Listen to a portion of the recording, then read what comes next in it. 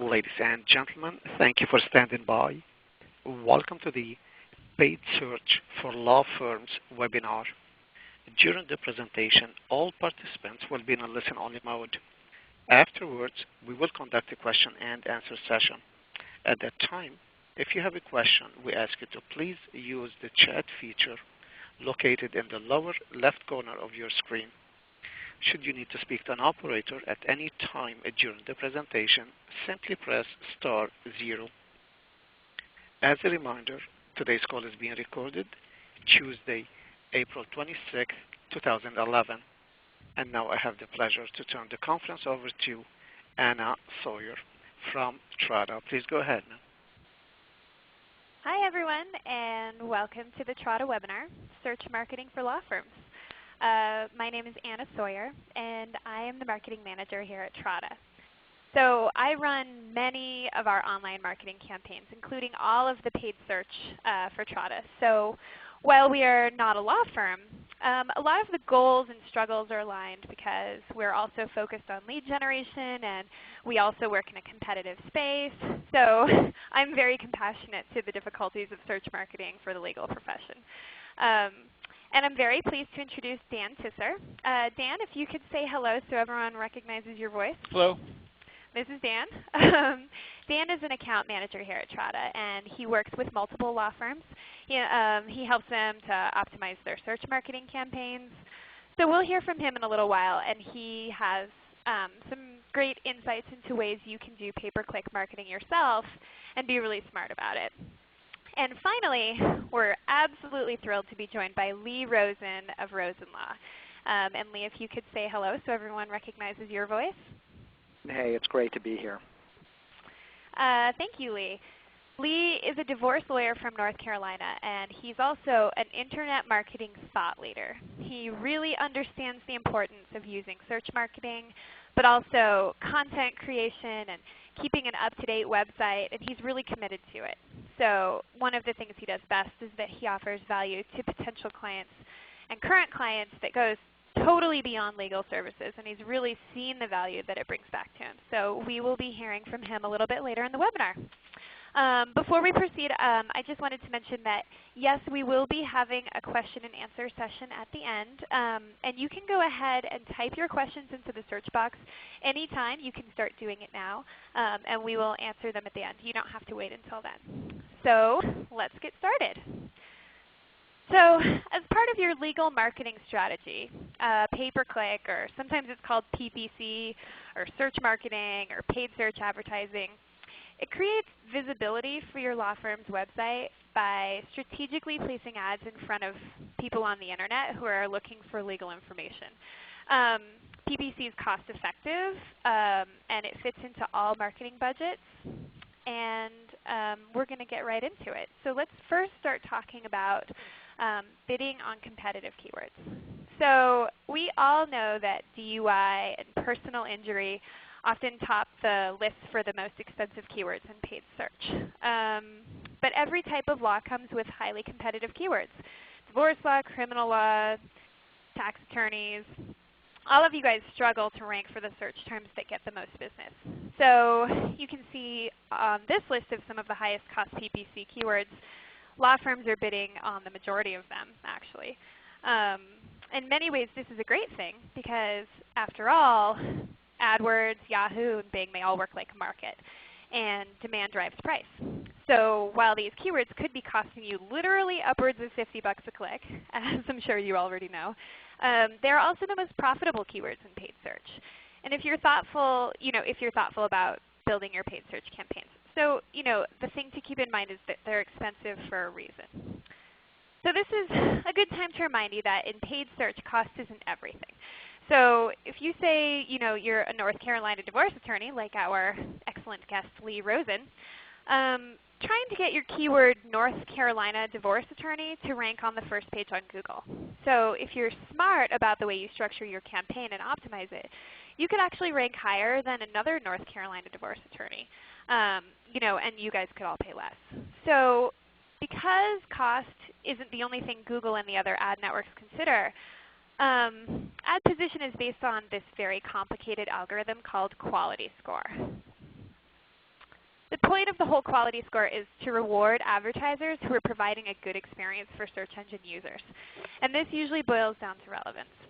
So people don't like clicking on ads that take them somewhere they don't expect, and that's a really bad strategy for conversion anyway. So these are the most important factors you need to think about to get the best price for your clicks. So bid price, obviously, but also the keyword relevance to ads and the keyword relevance to landing pages. So if you really optimize for relevance, you could actually be paying less. So your ad position and price are also impacted by your click-through rate, which is something you can affect by writing really good ad copy.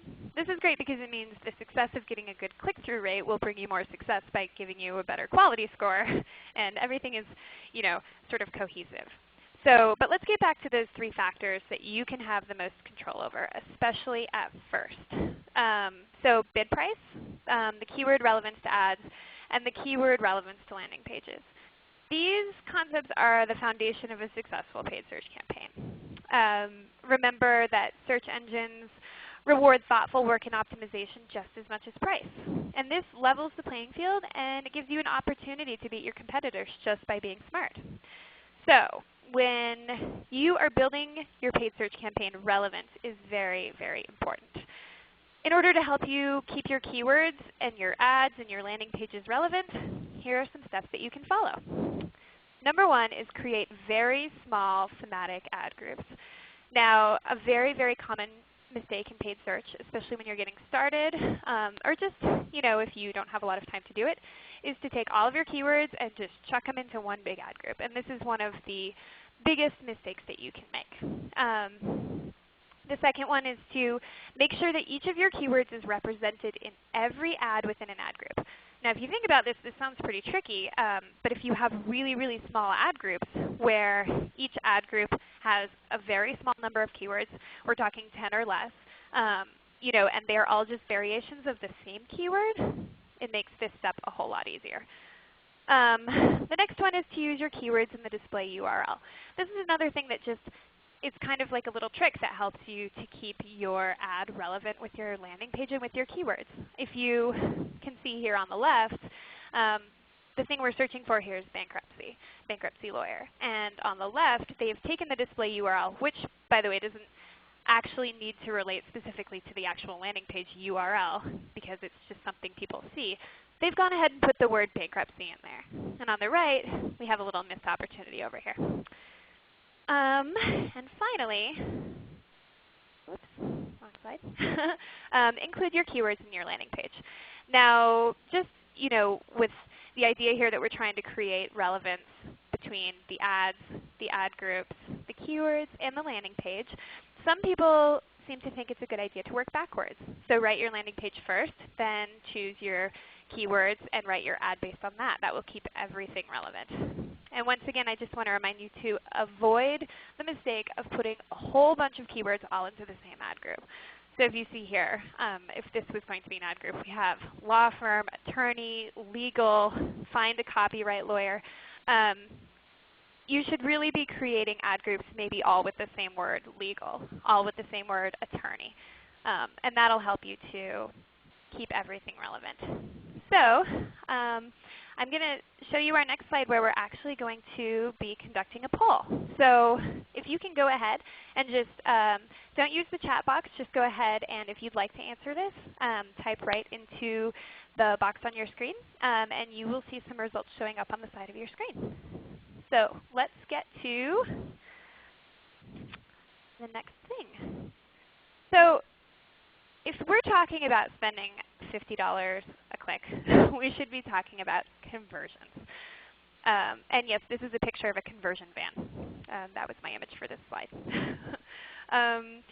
So the only way to make a $50 click worth it is to get some of those searchers who click on your ad to become clients. If you were selling socks on the internet, a conversion would be you selling a pair of socks. But as attorneys, your definition of conversion is probably a completed lead form on your website. So somebody comes to your website and they fill out a lead form. And we'll talk a little bit more about how many of those customers actually convert to clients. But right now we're just going to be talking about conversions being a completed form. So it's your job to make people convert when they come to your website. There are a few ways you can do this.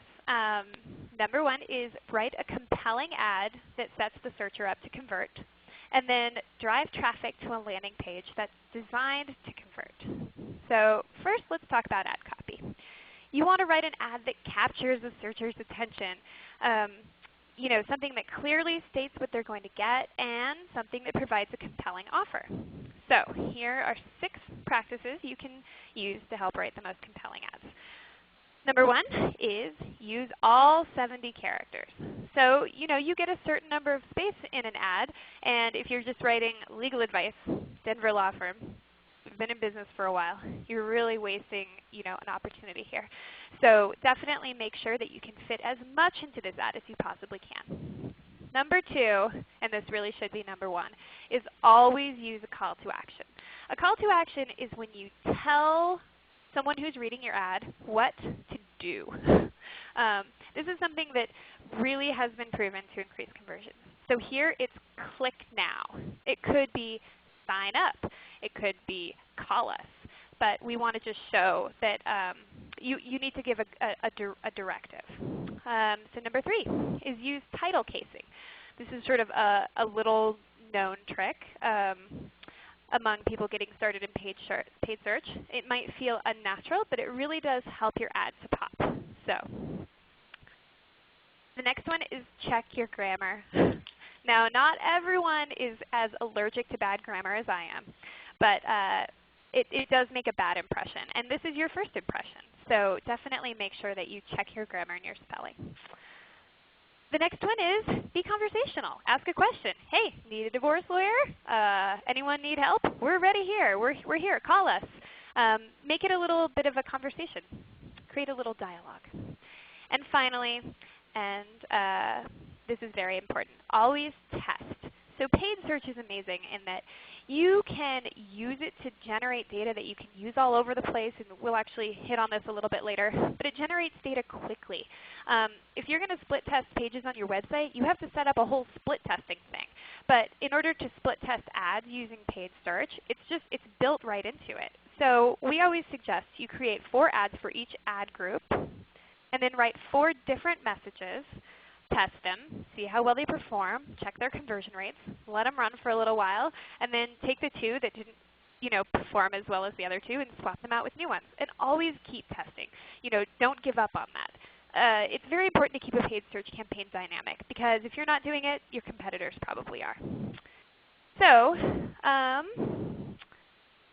let's talk about driving traffic to the right landing page. This is another way to increase conversions. When you use paid search to collect client leads for your law firm, your most important goal is to get someone to complete that form. Now, internet scientists have been working around the clock to determine the best practices for a landing page that converts, and here they are. 1, don't drive traffic to your homepage. You might think that because your homepage is the place where someone can learn a lot and they can navigate around, you should send PPC traffic there. But homepages just usually aren't optimized for conversion. Number 2 is to have a big, clear, compelling call to action. Let your potential clients know what will happen when they fill out the form. Here's a hint. Submit is not a clear call to action. Good calls to action are things like get started now, get more, learn something here. There are lots of different ones. And then finally, don't let them go anywhere. When you build a landing page, don't offer navigation to the rest of the site. Now this might seem sneaky, but if you give brief information needed to understand what you're offering, and you just embed a form right there on the page, you'll increase conversions. They don't necessarily need to go around and educate themselves. You want to capture that lead. Then you can call them or email them and start getting them to learn more about you. So to make things easy, we suggest you use a third-party landing page platform. We particularly like Unbounce. It allows you to quickly build landing pages without hiring a designer or a developer, and you can split test them. So we're going to hold one more poll. I'm going to go to that right now. And if you could please go ahead and choose the radio button that best describes your in-house marketing team, and you will see the results on the side of your screen. So I'd like to hand over the microphone to Dan Tisser, who you met briefly earlier. He is an account manager here at Trada, And he can talk about 4 elements of paid search that are critical for law firms. He'll talk about geotargeting. He'll talk about advertising on multiple search engines. We're going to talk about different types of online branding and how to calculate your return on investment. So if I could just hand it over to Dan. Sure. Great. Thanks, Elaine. So these are some of the primary settings that you will go through when working and launching your paid search efforts. Starting off with the geo-targeting. So we have the ability in search engine keyword buying platforms, just in their interfaces, to really set up where you want your ads broadcasted. Believe it or not, you'd be surprised how many people we work with that will start out with having very large geo-targeting, meaning that they start up their campaigns to broadcast nationally, but they might only supply business services for a very small geographic area. Through those keyword buying interfaces, you have the ability to really drill into where you want your message broadcasted, all the way down to zip codes, custom cookie cutters of particular city locations, radiuses around your business if there's only a certain area that you do cover. It's actually a setting that gets often overlooked, and you might be delivering an ad that is targeted for Denver with services only in Denver that actually might be broadcasted in as far away places as California. So one other thing that you would want to set up too is running your multiple campaigns on different search engines. The default, of course, is that people will almost always build things on Google and then move things out to other search engines. That being said, the systems that are used for buying keywords on Google versus Yahoo and Bing are completely different. They have a different audience, different pricing associated with it. So something that might be very expensive on Google might be less competitive on Bing and Yahoo. Ideally, you want to set up everything that you do in Google in Mirror to go out to the other search engines. By capturing all of the Google, Yahoo, and Bing search engines, you actually will hit about 90% of the audience that uses the internet. There are, of course, hundreds of search engines out there in the second-tier search engines, things like Ask, Miva, LookSmart, that do generate traffic and actually can be considerably cheaper just by the very nature that there's not necessarily a tremendous amount of traffic out there. But if any of that traffic does result in new business, it's worth your time to put out there. So ideally, you'd want everything to go onto all 3 search engines all at once, and then when changes are made, that you would update those changes across all of your search efforts. And one point that I kind of want to add, and Dan definitely touched on this, but I feel like this one kind of hits home. People generally tend to only search on one search engine, and they are definitely demographic trends for each one. And it makes a lot of sense to think, hey, we should just advertise on Google. We're going to be hitting 70% of the traffic out there. But if you're not also advertising on Yahoo and Bing, there are people out there who are searching for legal help, and they aren't finding you. So. Yeah, one thing that's interesting too, that is if you were to go download Internet Explorer or hit their homepage, it actually defaults to Bing. We actually have found across all verticals, not only law, that things like in consumer-facing products such as legal services, that traffic can be cheaper and sometimes and just as effective as advertising. The next thing that I would like to touch on here is just your online branding. It's one thing to drive advertising dollars towards paid search to send traffic there too, but if there's not compelling content, reasons for people to stick around, it might not always be the best strategy to go after pay-per-click. It's a little bit of a dog chasing its tail, meaning that advertisers have the ability to use pay-per-click to see which particular messages are resonating and alter their website. The other can be said where they were to go build a website and then use advertising dollars to go find out what is really becoming an effective message. The bottom line is that pay-per-click's job is to get people to the website. It's really the website's job to get people to convert, to really result in that desired behavior, whether it's picking up the phone, filling out a lead generation form to have them being contacted, or in some cases even downloading materials about services that are offered. So it's really up to have the website to have a very strong message, very strong online branding in order to get those clicks to stick to the website and result in those desired behaviors.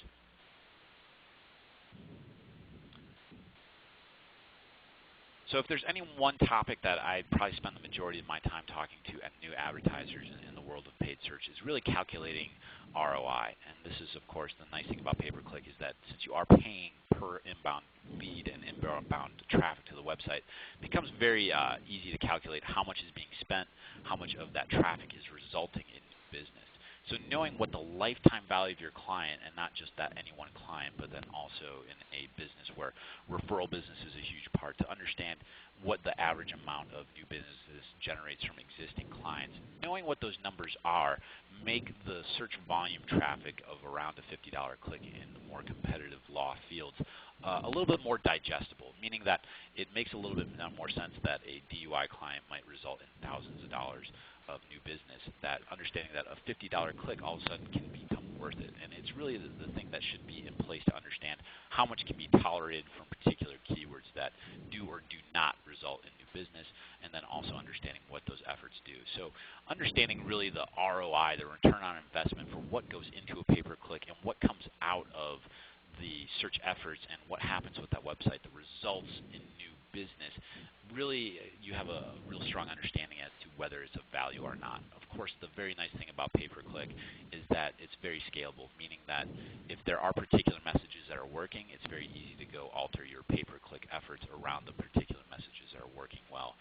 And then also to have that content sync up with those particular messages, and it's reflected also in your pay-per-click efforts, conforms to just an overall integrated marketing strategy to best spend your money, and then to understand when certain things are working and when are not, and not only just to make a decision as about what is working, but to make a numbers-based decision based on what that return on investment is.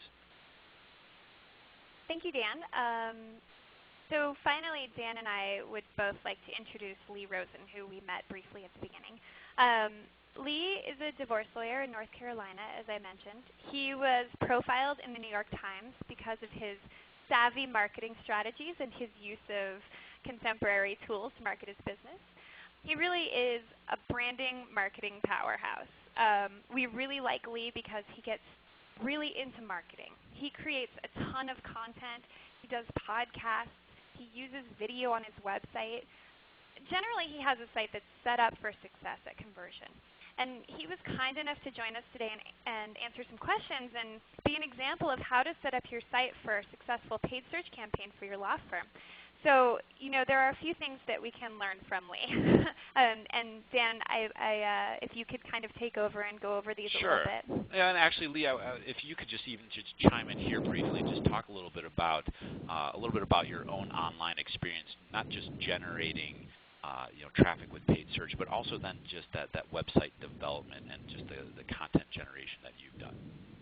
Right. Well, and paid search for us it wasn't something, we started off on the web back in, I guess in 1995, and so we were always generating a lot of traffic organically, and we built this site that attracted a lot of attention, and the paid search for us has been a terrific supplement for it. We had traffic coming, and now we've got more traffic coming, but we got all that traffic to come in the first place because we put so much information on the site. We just built literally hundreds of pages of information about family law so that our visitors would come and stick around and would get to know us and know that we were experts in our area of practice. We felt like just the visits to our site would, over time, build trust between us and these prospective clients. And so we always had lots and lots and lots of people coming and getting good information. When we threw the pay-per-click on top of it, it simply added new visitors who were coming to a place that when they showed up at our site, they found good stuff. And so they, too, were willing to stick around. And I've always felt very good about pay-per-click because those are people that we might not have ever met otherwise. We had plenty of people coming, but this brought a whole new crowd of people to the site. And the site has been great in terms of really allowing us to connect with those people. And Anna, you mentioned video and that sort of thing. All of that has been about trying to build that relationship. And it's challenging to build a relationship when you're the only one talking. So we've done it with audio, with podcasts. We've done it with video. Over time we've added a forum where people can post questions and we can respond. We do a call-in, internet-type radio show so that we can be very interactive. But we want to give all those visitors a place where they can really get to know us. Yeah, that's amazing. And another thing I want to add is that Lee is really active in social media. So anytime that you're doing online marketing, all of these things that you're adding together create this just really holistic approach. I mean, creating a ton of content impacts SEO.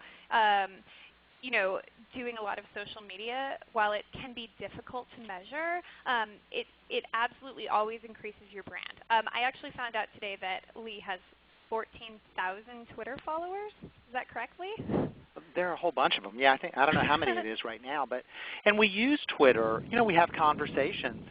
Again, I don't want to be in. I don't like to be in that place where I'm the only one talking. I feel like I'm sort of speaking into a vacuum, and so I love to be getting feedback from whoever it is that I'm communicating with. And so Twitter and Facebook have become another place, in addition to our forum, in addition to our call-in programs, where we can really feel like we're touching those people. And you get so much data, you get so much information when you're connecting with people that you can move and bend and say things in a different way if you're not quite connecting in the way that you want to.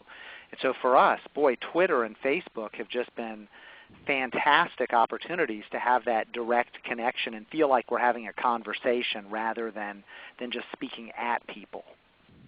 That is such a good point. I mean, there are so many channels out there for you to just start creating a dialogue. And for all of the listeners out there who are a little bit daunted by Lee's success, you can start small. Have a poll on your website, like a pop-up poll or something. Start asking questions on Facebook. People love responding, and that data is just invaluable to your marketing. So Lee, thank you so much for that. Do you have anything else you want to hit on before we go to questions? Well, I just want to say, you guys explain pay-per-click really well, and it all makes sense. But I will tell you, my experience with it is no matter how well someone like you explains it and how much you try to make it simple for us, it is just, it's a little overwhelming. Even at its most simple explanation, it's a little overwhelming. And that's how I ended up hooked up with you guys, because we were able to use your system and not have to deal with all of that. And I just can't say what a big advocate I am of the idea of not figuring it out on your own. It's hard. I mean, I really think this is tough stuff. And using Trada for us has just been a huge key to making this work. That's so awesome. Thank you for saying that. Now it's going to seem like we asked you to say that. You don't, yeah. Everyone. No, yeah, no, not at all. That was totally off the cuff. Well, and I can't. I'm guessing anybody who's busy practicing law, it's just a struggle for us to keep up with the law. This is a whole other discipline, and it is really challenging. Yeah, absolutely. And I guess now is probably the time to say that Lee actually did become a customer of ours. He's absolutely one of our best customers. I'm not even sure if the listeners completely know what Trada does, so I'll just go through it really, really quickly. So we've been talking about all these things that you can do to build your paid search campaigns. If you use Trada, you'll actually have multiple paid search experts who already do this for a living working on your campaign at the same time. And there aren't any fees. So it actually costs the same amount as if you were to do it yourself. They're paid based on performance, so just sort of a quick breakdown of the way it works. You just state your monthly budget, and then you work with us to determine a price for a click and a price for a conversion, whatever that is for you. And then our paid search experts work to optimize below those prices, and then they keep the difference. So remember before we were talking about how you can get lower click prices if you just work really, really hard to optimize. Our people already know how to do that, and they'll do it for you. And again, there aren't any fees to use the marketplace. So that's how it works. Lee is a customer, and he's quite happy. So I would love now to answer a few of our questions. Now you guys have been sending them in over the course of the webinar, and this is an excellent time to start sending them in while we're answering. So my first question here, I think this one is for Dan. Dan, how can you geo-target keywords if you have multiple offices in several different states? Sure. No, that's a great question. It's something that comes up very often. So what's really nice about paid search is that you have the ability at the campaign level to set the own geo-targeting. So if I'm using so we're located in Colorado, but if you have offices in Colorado, New Mexico, and say like North Dakota, you could set up 3 separate campaigns for those particular states and set up the geo-targeting for those particular states. If you practice any particular type of law in those particular states that are different from the others, that there's different service offerings, or if there's different messages that resonate differently in those different geolocations, you can then also within those campaigns target very specifically around that. That also gives the ability to not just set up at the IP level, meaning based on where the computer is located as to which ad will be delivered. You can also keyword geo-target and then put in those small city name permutations. So you could put in, we're in the Denver metro area, but you could also put in Colorado Springs divorce law as a particular keyword, for an example. So you do have the ability to tailor at the campaign level which particular message is going to be delivered to that particular geolocation. The nice thing too, of course, with different geolocations that I'm sure is that different geographic locations can also receive different amounts of budget. If there's particular cities that tend to drive more traffic and more business, then at that same campaign level, you have the ability to set up different amounts of budget for those particular areas if one delivers more traffic over the other one. Great, thank you, Dan. I have another question for you here. And I actually think maybe Lee might also want to chime in on this. Just with the difference between sort of customer-facing law and business law, how specifically would a business law firm use PPC, and how does that differ? Lee, do you have any thoughts before Dan jumps in? I personally don't feel like there's a huge distinction. Sometimes I'm operating as a customer, and other times I'm operating as a business. One day I might be leasing office space or buying a new copier, and so I'm a business. And the next day I may be looking for a lawyer for my 17-year-old who got a speeding ticket 2 weeks ago. And I'm searching for those things on Google. I'm gathering information in the same way, whether I'm being a business person or a customer. And so in my mind, there's not a huge distinction. Yeah, another thing too is that if a common issue that we have just in not only just business law but also just business-to-business advertisers is that often is the case that they're afraid that there's either like a tremendous amount of consumer overlap that they don't want to receive that traffic for, that if there's people that are looking for particular business-to-business solutions, you can be very specific about how you receive search traffic through either the particular types of keywords you want to not only just broadcast your message, but there's also going down to the granular level of adding things like negative keywords, which would make sure that you're taking all that consumer traffic out of there. So these are terms that you're purposely adding to your paid search campaigns at the keyword level to say, I do not want to show up these particular things. One nice thing about paid search, regardless of what your own particular paid search knowledge is you can always leverage what you know about the industry. And if you know that there's a particular type of law that's being practiced that has consumer overlap, meaning that consumers might search on that even though they are not a business, you can add those into the negative keyword list. You can also get very specific about how you want keywords to be displayed, and then also to add those negative keywords too is a great strategy for business to business. In general, business to business, you're trying to target a much narrower audience. So the more work that you put in onto the front end of leveraging subject matter expertise to make sure that there's a robust negative keyword list is things that are really helpful at the tactical level for a B2B paid search campaign. And by the way, a lot of we are guilty of this as well, but a lot of what you read on the web and learn and a lot of the materials that are out there do focus more on customer-facing paid search. And just about a month ago, we decided to look at this problem a little bit, and we did have a B2B centric webinar. So while it's not targeted towards law firms, just some of the things that Dan went over and sort of specifics around that are available. If you go to our website, trada.com/resources, you'll be able to find a recording of that webinar. You'll be able to download a guide that has some more specific stuff about ways that you can specifically target businesses. And again, as he mentioned, it's a lot of negatives, and there are a lot of great tips in there. So I highly suggest you check it out. Um, so we have another question here. How do you choose, if you're just starting out, how do you choose keywords and or search terms? And maybe we should talk quickly about the difference between a keyword and a search term. Yeah, absolutely. So the keyword, so as far as to take it from the top, so as far as where to start as far as generating keyword list, there's definitely going to be the things that you immediately will think of if you're a divorce lawyer like Lee, that divorce law would be a keyword that would come to mind. So the actual keyword is what you are saying, I want my ad to trigger for this.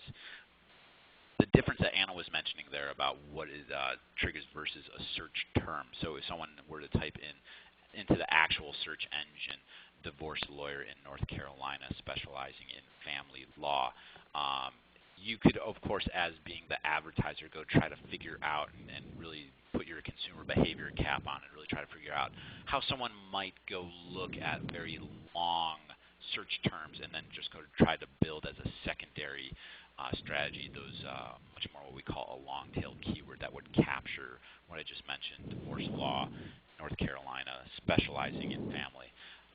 Those sort of things would be a secondary strategy, of course, much more time-consuming as opposed to think of what those top-of-mind keywords are. So as far as just like a basic strategy to get going, you can quite honestly do something as, take out a pen and piece of paper and start writing down what are the things that best describe your business. If there's any particular types of specialty to your law practice that you do better than anyone else, that you really feel like you have a well-developed niche for, using those types of keywords on there as well.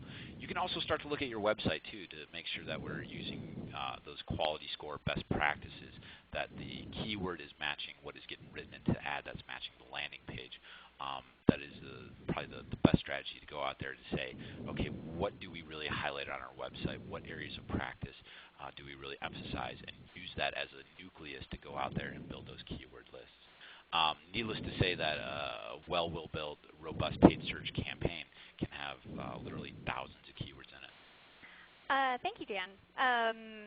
So let's go to the next question. What is the recommended budget for PPC?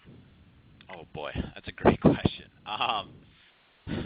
What's interesting, and I'm going to kind of tap dance around that question a little bit. The short answer is depends. And the reason why a starting budget depends is that it really depends on what that ROI number really means to an individual business or practice, and understanding what they can really sustain on that if they have information around how much of inbound organic traffic results in either the form fill out or downloads or simply multiple page use for individual user.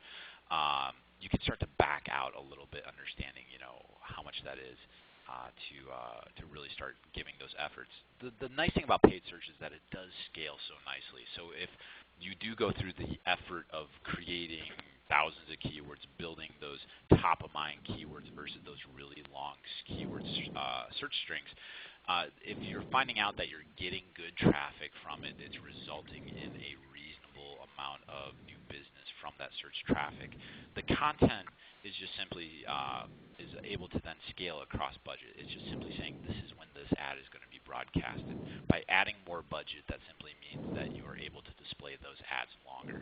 So the nice thing is that you do not have to scale the amount of work that goes into keywords and ads being written against a budget. If you want to simply test and see if this is a viable marketing solution to bring in inbound traffic, you can simply go out there, build those keyword lists, build those ads, put the budget that you either are comfortable with or that you want to test with.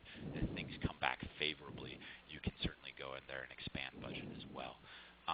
If I really had to attach a number to where you want it to be, having your ads on for the majority of the day against your cost per click will help you really determine where you need to be. Multiply that by 30. Everything that we do in search is always based on a month at a time. So there's definitely ways that you can back out the math to determine where you need to be budget-wise. But don't be surprised to spend $2,000 to $3,000, $5,000 a month on initial paid search effort. And quite honestly, if it doesn't work, if you're not getting the type of information that you need back, you can turn it off. It's that scalable.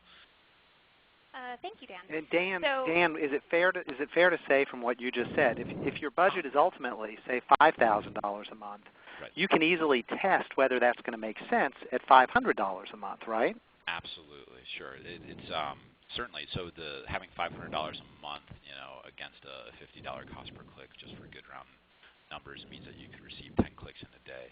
If you're receiving conversions off that little bit of budget, adding money to that $500 a month budget scales because the keywords are there, the ads are built, and it works very nicely like that. So yeah, you can certainly go test with honestly any dollar amount. The math of knowing how many inbound clicks you're going to receive against a cost per click is real simple.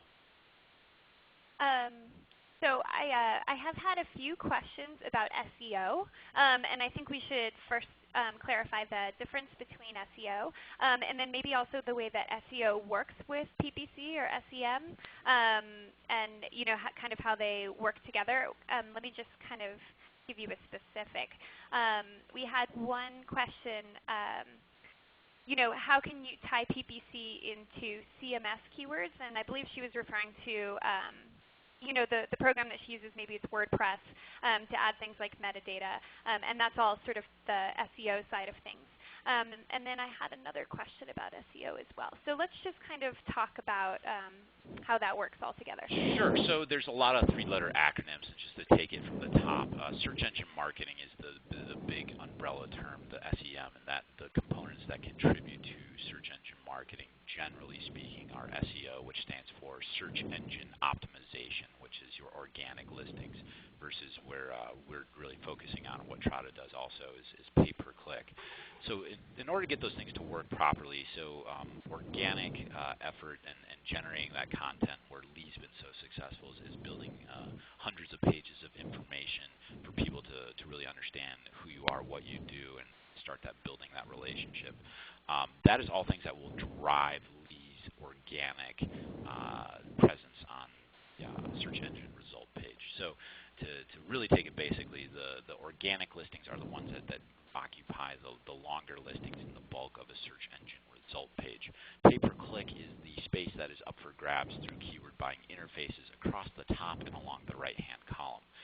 So the way that those can work together is that a strong SEO effort should be also reflected in pay-per-click to ideally occupy as much space as possible on a search engine result page for the organic listings as well as the paid search landing. So ideally that the terms that work well organically should also work well for pay-per-click, meaning that you should be able to occupy as much space as possible on a search engine result page. So having a strong website and having highly relevant information that keeps people there works very well, whether clicks are arriving either through not just pay-per-click or Facebook, and then also those organic listings. So there's so many media sources that really benefit from having a good website that indexes properly, that Google looks at it, says this is the relevant content that we want to show up for, not only from paid search efforts but also from the organic listings.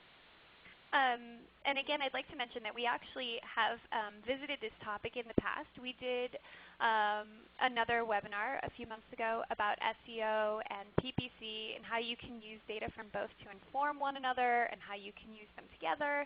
And you can see the recording of that webinar, again, on our website at trada.com/resources. I believe we also have a video on that page where we talk about the sort of chicken-egg SEO PPC conundrum. So feel free to check that out. It looks like we have just a couple of questions left, and I want to make sure that we hit on this one and make sure that it's not disparate from the one before where we talked about business law. The question is, does this advice only work for consumer law firms and not corporate law firms? Lee, I'm not sure if we are missing. Is there a difference between like a business law firm and a corporate law firm? Do you think we hit on that question before? Is there something that we should talk about? I think you're nailing it. If I'm understanding the question correctly, it's basically it's what we talked about before, and it's just this idea of are you selling to consumers or are you selling to business people? But I think we're on the same page as we were before. Okay, great. I just wanted to make sure we didn't skip that because we lumped it in with another question. The question asker just said yes, we answered it. So I'm glad we hit on that. And again, we do have a webinar that we did really recently about marketing to B2B specifically. So that could really be very applicable to anyone from a corporate or a business-facing law firm. So it looks like we have just a couple left. Let me grab this one. Here's a very specific one about demographics. Do older people tend to use Yahoo? What are the demographics of search engine users? So I know that we see kind of, a lot of iffy data about this, and Dan, maybe you can confirm. But we've heard when we first started suggesting people use Bing, we were like, okay, we have young, affluent families and people searching for travel, and there are a lot of specific demographics out there that you can look at. But the truth is, it's probably best to just test. You will get data specific to your business so quickly that will be so much more specialized than anything you can read on a pie chart on the internet. And I don't know, Dan, you might have some better information about this. But there's an interesting wrinkle to all that. So if you were to actually get into the technical side of how pay-per-click works for Yahoo and Bing, that is now a combined effort. The search engine result pages will be very similar to not only just the paid listings, but also organic. So if you did want to also test on Yahoo to see if that worked, you'd be actually advertising on Yahoo and Bing all at once, and something called the Search Alliance. So like Anna said, you can make very numbers-based decision not only for your particular website and vertical, but then you'd be able to see is this traffic working particularly better on that Search Alliance versus running on Google. So it's really particular to your particular vertical, and even down to the keywords you use, how that website reflects in that relevancy score, which is something that's quality score, something that's specific to Google, but there's also relevancy scoring as well. So you can see that conversions are coming in from Bing and Yahoo versus Google. You can see the dollar amounts associated with that, and really determine also just on your own if particular users are working well on search engine versus the other. All right, that seems like that was our last question. Everyone, thank you so much for being here on the webinar. I specifically want to thank Lee Rosen for coming in. He has proved to be invaluable in terms of answering all of our questions, and I really appreciate it, Lee. Thank you. And everyone else, thank you for joining. This concludes the webinar. Thank you. Ladies and gentlemen, that does conclude our call for today. We thank you for your participation and ask that you please disconnect your lines.